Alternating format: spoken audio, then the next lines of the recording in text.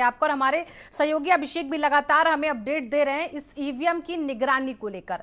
सबसे पहले मैं आपके पास आती हूं अंकुर सक्सेना जी, आप थोड़ा विलंब से आए, थोड़ी देरी से आए, लेकिन सही वक्त पर आ गया, क्योंकि ईवीएम की पहरेदारी जो हो रही है इसी को लेकर सवाल लगातार समाजवादी पार्टी खड़े कर रही है और गठबंधन जो है वो खड़े कर रहा है। क्या कहेंगे आप जब स्ट्रांग रूम के बाहर थे तो कैसे आपको गड़बड़ी दिखी जिसको लेकर आपने आरोप लगा दिए हैं?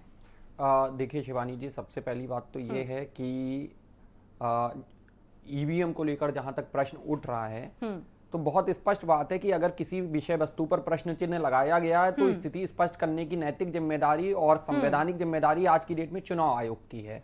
हम लोग विपक्ष में हैं, हम लोग गठबंधन की तरफ से अपनी बात रखने के लिए स्वतंत्र हैं। निष्पक्ष एवं पारदर्शी चुनाव कराने की प्रथम से लेकर अंतिम पायदान तक जिम्मेदारी चुनाव आयोग की है। और कहीं ना कहीं आप लोग अपने चैनल के माध्यम से ये बात देख रहे होंगे कि हर जगह पर चुनाव आयोग अपनी जिम्मेदारी को निभाने में पूर्ण रूप से असफल रहा है। दूसरी सबसे बड़ी बात यह है कि जहां तक आपका भी आपने कहा कि ईवीएम्स स्ट्रांग रूम में रखे हुए हैं, वीडियो कैमराज चल रहे हैं, लेकिन आप ये देख रहे होंगे कि आज की डेट में आपका सम्मानित समाचार चैनल है, 24/7 आप लोगों का टेलीकास्ट होता है, नॉट अ सिंगल सेकंड आप लोगों का इंटरप्शन। हमारे यहाँ चुनाव आयोग इतना बड़ा संवैधानिक निकाय है, उसके पास पावर है। स्ट्रांग रूम में जो कैमरे लगे हैं वो कैमरे कैसे बंद हो रहे हैं? हमारे यहाँ माननीय अंकुर जी, अच्छा, आप तो जिस दिन से इलेक्शन 7वें चरण का खत्म हुआ तब से आप स्ट्रांग रूम्स के बाहर अब अलग अलग जगहों पर हैं आप? जी बिल्कुल, जी बिल्कुल है। अब जरा ये समझाइए, क्योंकि आप लगातार निगरानी कर रहे हैं, अगर आप लगातार निगरानी कर रहे हैं तो एक सवाल फिर ये भी खड़ा हो रहा है, फिर कैसे अंदर से ईवीएम जा रही? क्या वहां पे कोई आपको खामी दिख रही है? आपको वहां पर हैक करने की कोशिश की जा रही है, आपको रोकने की कोशिश की जा रही है? वहां पे जो सीसीटीवी कैमरे लगे क्या उनको बंद किया जा रहा है? जैसे कि आपने भी जिक्र भी किया कि कहीं रोके जा रहे हैं सीसीटीवी कैमरे बीच बीच में, तो ऐसी कौन सी वो दिक्कतें आ रही हैं जिसकी वजह से आप लगातार वहां पर डटे हुए हैं चरण खत्म होने के बाद से, और उसके बाद भी ईवीएम बाहर आ गई आप कह रहे हैं? हालांकि वो पक्ष अलग चुनाव आयोग ने रख दिया कि वो टेस्टिंग वाले थे, ट्रेनिंग वाले थे। देखिए मैम, सबसे बड़ी बात ये है कि हम लोग प्रथम चरण से लेके अंतिम चरण तक लगातार क्योंकि हम लोग जनता की आवाज है, तो जनता की आवाज और जनता का जो अभिमत है आज की डेट में ईवीएम में कैद हो चुका है। ईवीएम में उनके विचार जो हैं वो कहीं ना कहीं शामिल किए जा चुके हैं। उन विचारों को 10 मार्च को आम जनमानस के सामने खोला जाएगा, प्रस्तुत किया जाएगा और आंकड़े जो हैं वो रिजल्ट के रूप में परिवर्तित होंगे। हम लोग जो कार्य कर रहे हैं, हम लोगों की प्राथमिक जिम्मेदारी क्या है कि जनता के मतों के साथ और जनभावना के साथ खिलवाड़ नहीं हो सके। जहां तक का प्रश्न है कि ईवीएम, देखिए हम लोगों ने क्या कहा, हमारी केवल आपके सम्मानित चैनल के माध्यम से भी हम लोग अपनी मांग को दोबारा दोहराते हैं कि माननीय अखिलेश यादव जी ने कल जब प्रेस कॉन्फ्रेंस की थी तो उस प्रेस कॉन्फ्रेंस में उन्होंने गाड़ियों के नंबर दिए थे। आप बताइए, हमारी प्रशासनिक मशीनरी क्या इतनी फेल्योरेंस है, इतना ज्यादा फेल है कि कचरे के डिब्बे में बैलेट पेपर्स जा रहे हैं? आपके सम्मानित चैनल पे भी तो वो न्यूज चली है। क्या हमारे यहाँ एसडीएम की गाड़ी में भर के ईवीएम मशीन? हैरानी की बात ये है ना, देखिए अंकुर जी, क्योंकि लगातार आप वहां पर निगरानी कर रहे हैं, चुनाव जब से शुरू हुए और लगातार आप डटे हुए वहां पर, तो सवाल एक ये खड़ा हो रहा है कि उसके बाद कैसे अंदर से जो स्ट्रांग रूम में ईवीएम रखी वो बाहर आ रही है? जरा ये समझा दीजिए, क्योंकि मैं आपके नजरिए से समझना चाहती हूँ। आप लगातार वहां पर निगरानी करें, आपको बखूबी चीजें पता होंगी कि इतनी सिक्योरिटी के बाद, इतनी टाइट सिक्योरिटी के बाद, आपकी लगातार निगरानी के बाद आपकी आंखों के सामने से कैसे ओझल हो गई ये बड़ा खूबसूरत आपने प्रश्न किया है और मैं इसका जवाब ये देना चाहता हूं और आप भी महसूस कीजिए कि अगर हम लोग निगरानी ना कर रहे, इतनी निगरानी कर रहे हैं, हम लोग इतने सजग प्रहरी के तौर पर लगे हुए हैं, चुनाव आयोग की जिम्मेदारी का निर्वहन हम लोग कर रहे हैं, आम जनमानस की जिम्मेदारी का निर्वहन हम लोग कर रहे हैं, तभी तो ये घपले पकड़े गए। अगर हम लोग इतने सजग प्रहरी के तौर पर कार्य ना कर रहे होते, इतनी जागरूकता पूर्वक कार्य ना कर रहे होते तो क्या आज की डेट में ये गड़बड़ घोटाला जो किए जाने का प्रयोग किया जा रहा है, उठाते हुए बाहर ले जाते हुए, अंकुर जी आपकी तरफ से देखा गया क्या? प्रश्न ये नहीं है कि ईवीएम अंदर से बाहर आई या बाहर से अंदर गई। प्रश्न ये है कि ईवीएम को लेकर अंदर से तो बाहर आती ना।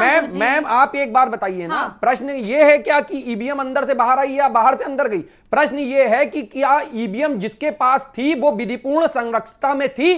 क्या स्टैंडर्ड जो इलेक्शन कमीशन के द्वारा निर्धारित किए गए उन स्टैंडर्ड को फॉलो कर रही थी?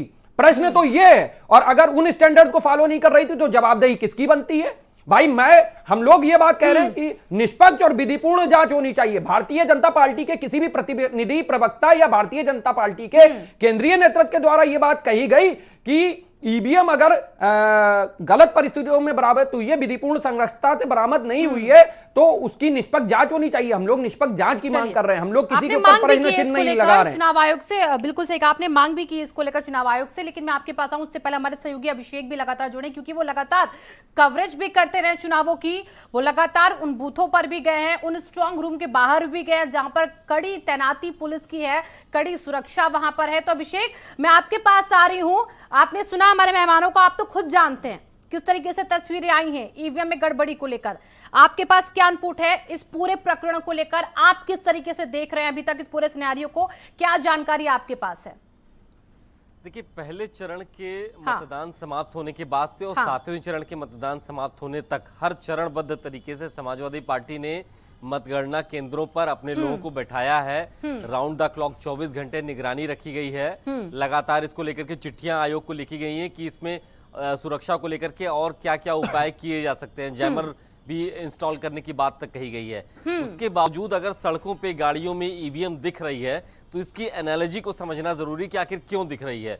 कल निर्वाचन आयोग ने स्पष्ट किया कि वो ट्रेनिंग से संबंधित ईवीएम थी, वो पोल्ड बैलेट्स नहीं है, पोल्ड ईवीएम्स नहीं है, वो सुरक्षित है, त्रिस्तरीय सुरक्षा में है, सीसीटीवी सर्विलांस में है। सपा समाजवादी पार्टी और अलायंस के लोग खुद उसकी सुरक्षा में मतगणना केंद्रों के बाहर लगे हुए हैं। दरअसल ये एक पूरा प्रोसेस है जिसमें ट्रेनिंग से लेकर के कर्मचारियों के प्रशिक्षण से लेकर के रिजर्व ईवीएम्स भी रखी जाती हैं जिनका ट्रांसपोर्टेशन एक जगह से दूसरी जगह तक होता रहता है। बैलेट पेपर्स भी होते हैं, प्रशिक्षण के लिए आते हैं, ट्रेनिंग के लिए आते हैं, रिजर्व बैलेट पेपर्स भी रहते हैं। जब ये चुनाव प्रोसेस खत्म होता है तो उसके बाद इनको नष्ट किया जाता है, कुछ दिनों तक उसको चुनाव आयोग के कस्टडी में रखा जाता है। हो सकता है कि ये उसी दौरान ये जो रिजर्व ईवीएम मिल रही हैं या फिर जो ट्रेनिंग वाली ईवीएम्स मिल रही हैं इसको लेकर के आशंका जाहिर की है और आशंका जाहिर करना भी जरूरी है। एक लोकतांत्रिक प्रक्रिया में अगर सड़कों पे ये व्यवस्था देखने को मिल रही है तो चुनाव आयोग को स्पष्ट करना चाहिए। देर रात तक ये स्पष्ट हो गया तो इस एनालॉजी को समझना जरूरी है कि आखिर क्यों मिल रही है। समाजवादी पार्टी अगर सवाल उठा रही है, ईवीएम्स की सुरक्षा को लेकर के बात कर रही है तो ये भी उनका अधिकार है और उन्होंने अपने अधिकारों का पूरी तरीके से पालन किया है। लेकिन एक बात है बिल्कुल स्पष्ट है कि कहीं भी 403 विधानसभा क्षेत्रों में जहां पर या 75 जिलों में जहां पर भी स्ट्रांग रूम्स बनाए गए हैं, फिलहाल किसी और की तरफ से ये सवाल अभी नहीं आया है कि ईवीएम सुरक्षित नहीं है। तो ये जाहिर तौर पर इसके कई कारण हो सकते हैं कि असंदेह जाहिर किया जा रहा है, लेकिन निर्वाचन आयोग पर भरोसा करना चाहिए सबको।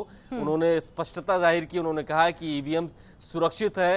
एक प्रोटोकॉल बनाया गया और उसका पूरी तरीके से पालन किया। चलिए अभिषेक, बहुत बहुत शुक्रिया, आपने उस प्रक्रिया को भी समझा दिया दर्शकों को जिसके तहत ये ईवीएम एक जगह से दूसरी जगह ट्रांसफर होती है। हमारे साथ अंकुर सक्सेना जी, आप भी जुड़े थे, आपका भी बहुत बहुत शुक्रिया यहाँ पर आने के लिए।